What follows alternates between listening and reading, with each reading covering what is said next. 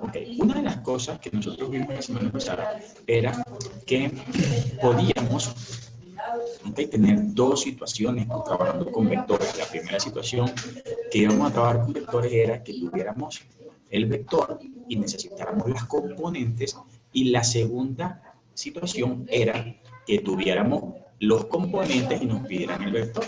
Entonces, la primera situación, la primera opción era que tuviéramos el vector, ¿ok? Que tuviéramos el vector, ¿ok?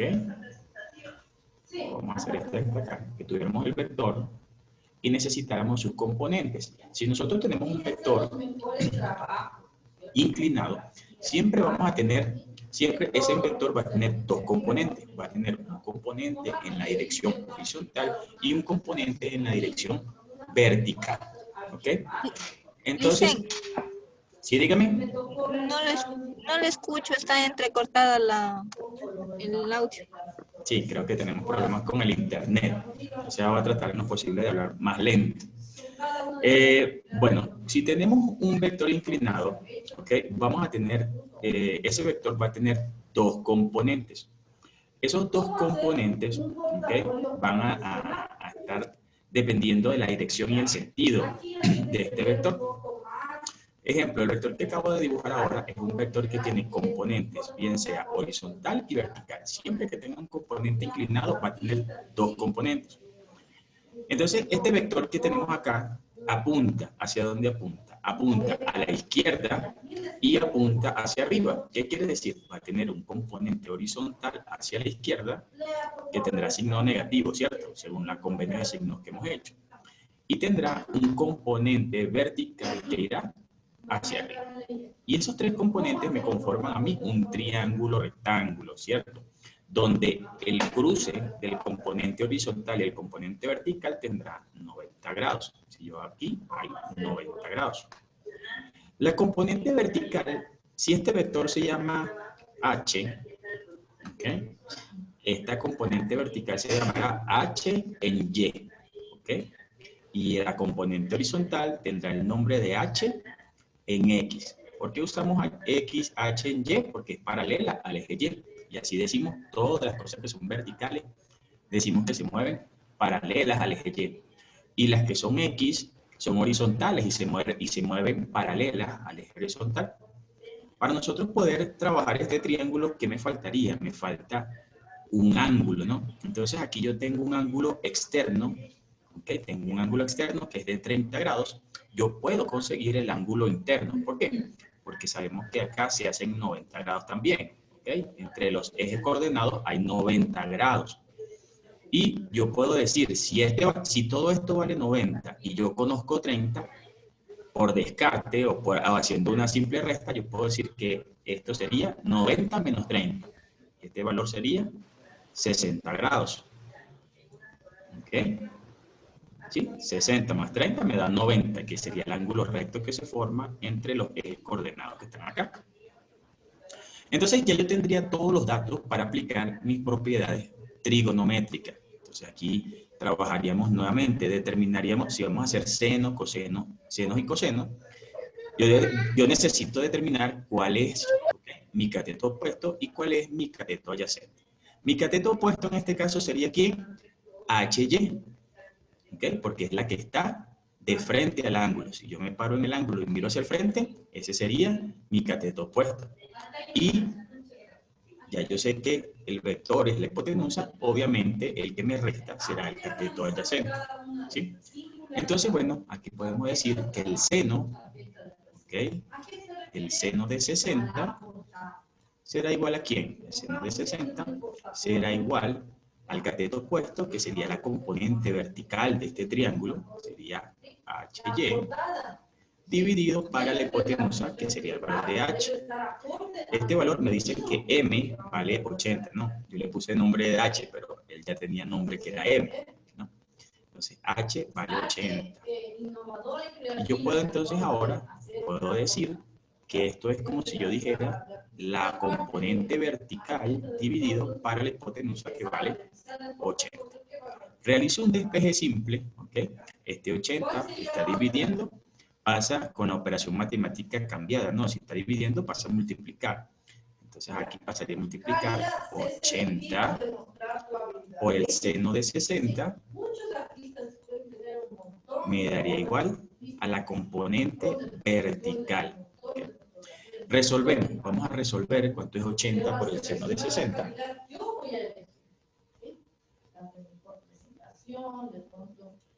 80, ¿okay? 80 que multiplica el seno de 60, eso me da 69.28. Ustedes tienen, chicos, traten en lo posible 69.28. Esto me da el valor de la componente vertical. Y la componente horizontal sería, entonces ahora uso la función del coseno, ¿cierto? Entonces ahora coseno,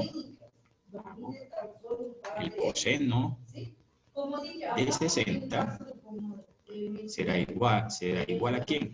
Al cateto adyacente, que sabemos que ahora la componente horizontal sería h en x dividido para la hipotenusa, h. Si le damos valores a esto, hx se mantiene como la incógnita y h será igual a 80. Y vuelvo a despejar, despeje simple. 80 que está dividiendo pasa al otro lado multiplicando. Entonces acá decimos que 80 multiplicado por el coseno de 60 es igual a la componente horizontal. Realizamos el cálculo. Ustedes, que les estaba diciendo, ustedes tienen que relacionarse, chicos, muy bien con la calculadora. Traten de usar su celular, como ustedes siempre cargan el celular, pues traten de usar las funciones del celular, traten en lo posible de ver cómo funcionan. Hay celulares que funcionan diferente. El celular que ahora yo tengo funciona así, como yo estoy sacando la cuenta 80 por el coseno de 60 y me da el valor. Pero el que tenía anteriormente, primero tenía que sacar el coseno de 60 y después multiplicarlo por 80. Entonces ustedes tienen que estudiar muy bien cuáles son sus herramientas, ¿no? Entonces tienen que estar pendientes, ¿no? Fíjense que los indios sin flecha, los indios tenemos que conocer hasta dónde llega la flecha, ¿no? Entonces tenemos que estar pendientes de eso. Entonces, 80 multiplicado por el coseno de 60 me da 40. ¿Okay? Entonces yo sé que ahora ya yo tengo mis componentes tanto horizontal como vertical. Conozco todos los datos correspondientes a este triángulo de vectores. ¿Okay?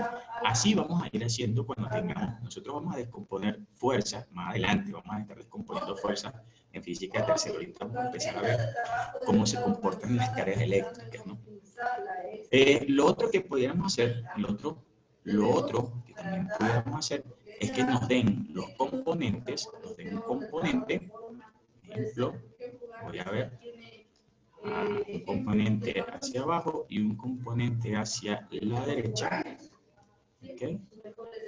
Entonces, ¿qué quiere decir? Que tengo un vector que se mueve así, ¿no? Hacia abajo y hacia la derecha.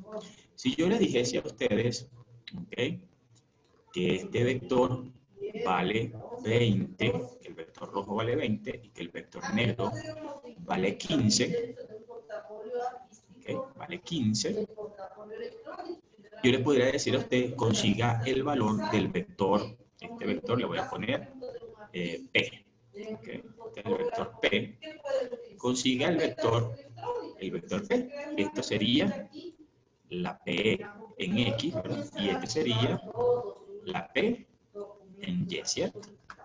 ¿Sí? No me dan ángulos, no me dan el valor del ángulo, no me dan nada. Yo puedo utilizar, si me dan esta situación, ¿okay?, yo puedo utilizar el teorema de Pitágoras. Recuerden que el teorema de Pitágoras me dice, ¿okay?, que la hipotenusa al cuadrado va a ser igual siempre a la suma de los lados al cuadrado, a la suma del lado A al cuadrado más el lado B al cuadrado, ¿sí? En este caso, ¿quién es la hipotenusa? Sería el vector que está inclinado. Entonces, aquí sería P al cuadrado, sería igual aquí a sus lados al cuadrado. ¿Quiénes son sus lados? La componente horizontal elevada al cuadrado más la componente vertical elevada al cuadrado. Así puedo yo determinar el valor en este caso del vector, ¿cierto? Y si yo resuelvo, ¿okay? Aplico las funciones matemáticas que debo aplicar, entonces me quedaría que el vector P sería igual a la raíz cuadrada de la componente en X al cuadrado más la componente en Y al cuadrado. ¿Okay?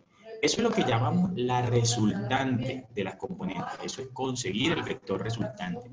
Muchas veces nosotros vamos a conseguir las componentes, ¿okay? Como está en este caso, y nos van a pedir que determinemos la resultante. Cuando usted le diga determine la resultante, el 99.9% de las veces usted va a utilizar el teorema de Pitágoras. ¿Okay? Entonces, cuando cáchelo pendiente, téngalo en su mente. Cuando me pidan la resultante, generalmente siempre voy a utilizar el teorema de Pitágoras. ¿Okay? Entonces, bueno, si es aquí, si esto es lo que vamos a utilizar, vamos a resolver. Pero, entonces, P será igual a ¿quién? A la raíz cuadrada ¿de quién? De Px, que sería 20 elevado al cuadrado, más la P de Y, ¿okay? O la P en vertical, la componente vertical, que es 15 elevado al cuadrado. Resuelvo, ¿okay? Esta ecuación y quedaría que P sería igual a la raíz cuadrada de ¿quién? 20 por 20 me da 400, ¿no? Más 15 por 15, 15 por 15, si no me acuerdo, si no me equivoco, es 225, pero como no estoy seguro, uso la calculadora, es 225. 15 por 15 es 225, y esto me daría que es la raíz cuadrada de 625. ¿Okay? Saco la raíz, agarro mi calculadora, busco dónde está la función de raíz cuadrada y pongo 625, raíz cuadrada 625. Ven, aquí el teléfono que yo estoy usando ahora, el que yo usaba antes, yo tenía que poner 625 y darle la raíz cuadrada y me daba el valor. Este que estoy usando ahora, tengo que primero poner la raíz cuadrada y luego poner el valor. Entonces, tengo que aprender a usar mis herramientas. Y la raíz de 625 es 25. Entonces, ¿qué quiere decir? Que el valor del P es igual a 25. Como P es la hipotenusa, obviamente P tiene que ser mayor que la componente horizontal y mayor que la componente vertical. Recuerden que la hipotenusa siempre es el mayor valor del triángulo. Dicen, perdón que le corte, ¿cómo le hizo para que le salga P25? Saqué la raíz cuadrada de 625. De esto que... Ajá. Entonces ya me da 25 y obviamente pues veo 25 es mayor que 20, sí, 25 es mayor que 15, sí. Entonces estoy en la respuesta correcta o asumo que la respuesta es correcta. Entonces, así son los dos métodos como ustedes van a presentar, se les van a presentar los vectores. Entonces, nosotros vamos a empezar a trabajar con lo que es la electricidad, ¿ok? Entonces, el primer tema que nosotros vamos a ver, está en el módulo de física, es el tema de ver cómo determinamos o quiénes fueron los primeros que estudiaron las cargas eléctricas. Las cargas eléctricas, ¿ok? Los primeros, ¿ok? Que trabajaron con cargas eléctricas fueron estos señores que están acá, el señor William Gilbert en el año 1603. El señor William Gilbert empezó a ver que cuando frotaban con lana algunos objetos, pues se atraían y esa le causó inquietud. El señor Stephen Gray también observó lo mismo y más adelante hizo algunas anotaciones, hizo algunas deducciones sobre lo que era la masa o la partícula de un electrón. El señor Benjamin Franklin, no sé si ustedes se recuerdan, este señor que está en los billetes de $100, fue uno de los señores más inteligentes de los Estados Unidos, y este señor, pues con él tenemos la anécdota muy famosa de la cometa y el rayo, Entonces el señor Benjamin Franklin descubrió que la situación del pararrayo e inventó los principios para la bombilla eléctrica. Hasta que llegó el señor Charles Auguste Coulomb, quien ya empezó a sentar las bases matemáticas y las bases de los estudios para trabajar con cargas eléctricas. ¿Okay? Entonces, estos fueron los precursores de la electricidad, estos señores, y nosotros vamos a empezar a trabajar, empezamos a determinar lo que es la carga eléctrica. Vamos a ver qué es la definición de una carga eléctrica. Y decimos que la carga eléctrica es una propiedad física, ¿okay?, de algunas partículas subatómicas, pues con partículas muy, pero muy pequeñas, ¿okay?, que se manifiesta mediante fuerzas de atracción o de repulsión entre ellas. ¿Okay? La materia cargada eléctricamente es influida por los campos electromagnéticos, siendo a su vez generadas por ellos. ¿Okay? ¿Qué entendimos de esto? Nada, ¿verdad? Ya que lo voy a explicar. Entonces, la electricidad, ¿okay?, estamos hablando de elementos muy pequeños, ¿okay?, o de átomos muy pequeños. Estamos hablando de átomos muy pequeños, ¿okay?, o de un átomo. Al menos esta es la parte. Vamos a ver si puedo dibujar un átomo. ¿Okay? Más o menos así se comporta un átomo, o está un átomo. ¿Okay? Un átomo, vamos a ver qué sea así. Usemos la imaginación. ¿Ok? El átomo, ¿ok?, tiene una parte que le llamamos el núcleo, ¿ok?, que es algo que está aquí en el centro, y alrededor del núcleo dan vuelta electrones y protones, ¿ok? Dan vuelta, ¿ok?, alrededor hay electrones, los electrones tienen signo negativo y los protones tienen signo positivo, ¿ok? Entonces, cuando un cuerpo está cargado eléctricamente, cuando un cuerpo está cargado negativamente, ¿qué es lo que quiere decir? Que tiene más electrones que protones.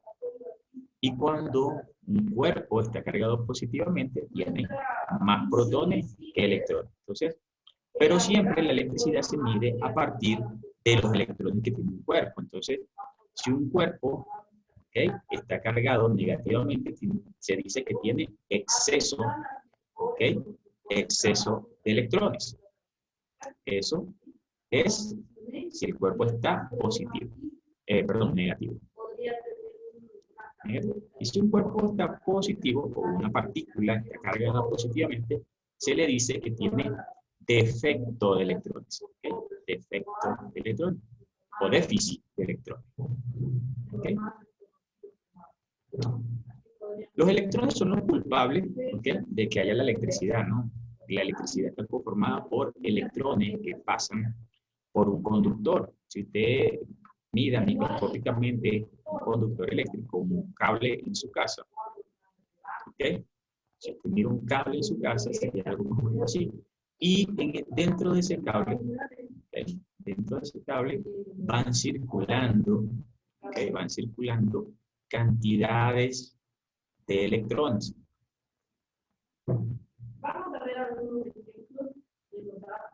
Van circulando cantidades de electrones y eso es lo que permite, ¿okay?, que la electricidad, ¿okay?, aquí tenemos electrones son negativos, nos acordamos de esto, electrones, y eso es lo que permite que la electricidad, ¿okay?, circule a través de él.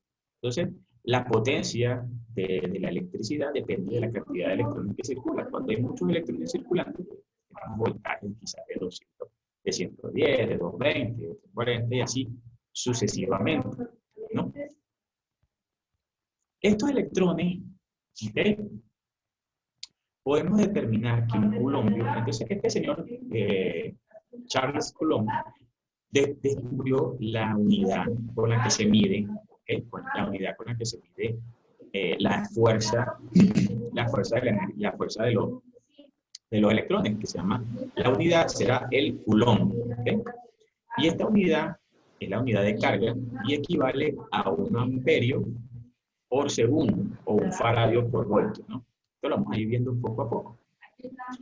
Nos dice que un coulomb es equivalente, ¿okay?, a 6.2415 por 10 a la 18 electrones. ¿Okay? O sea, un coulomb En un coulomb están contenidos 6.2415 por 10 a la 18 electrones. Recuerden, aquí vamos a trabajar mucho con lo que son notación científica y potencia. Entonces tenemos que empezar a recordarnos y a trabajar sobre lo que es los electrones o lo que son las cantidades con potencia, ¿no? En notación científica. Eso vamos a trabajar bastante.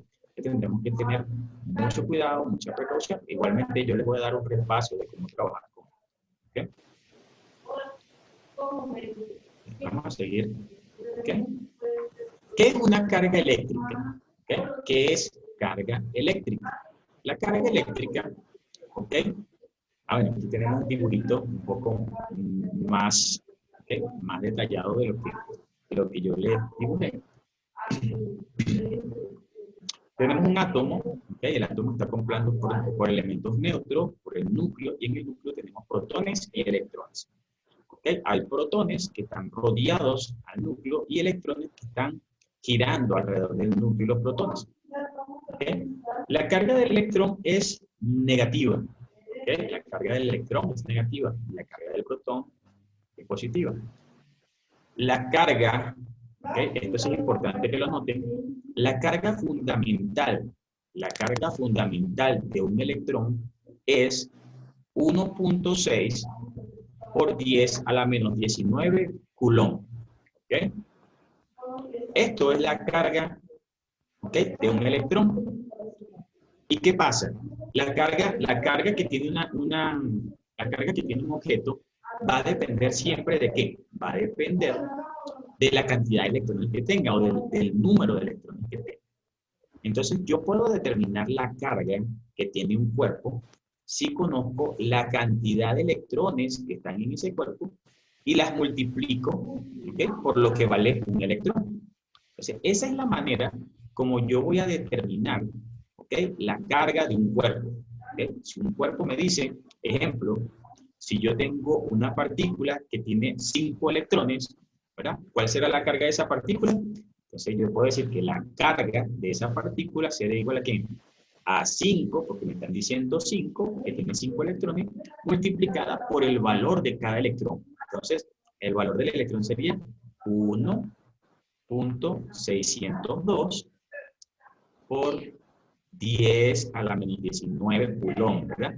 Entonces, yo puedo ya determinar la carga de esa partícula o de ese cuerpo. Y sería 5 por 6, 30, entonces esto me estaría dando como 8 algo. ¿Ok? 8.05, algo así. O 0.10, algo así, me estaría dando este valor por 10, ¿ok? A la menos 19 coulomb. Este sería el valor de la carga del cuerpo que estamos hablando. ¿Okay? Una simple multiplicación. También a veces puedo saber, a veces puedo conocer cuánto vale la carga y me piden cuántos electrones tiene, ¿verdad? Si yo conozco la carga y sé, siempre, este dato siempre lo voy a tener, siempre voy a saber cuánto es la carga de un electrón. Entonces yo puedo determinar el número de electrones. ¿Cómo lo puedo hacer? Despejando la fórmula. Si yo sé que la carga es n por m, ¿okay? N es el número de electrones, yo puedo decir que el número de electrones sería igual a ¿quién? A la carga dividida por la carga de un electrón. ¿Okay? Entonces, hasta aquí vamos a dejar la clase el día de hoy. Vamos a dejar esta simple introducción de lo que son las cargas. ¿Okay?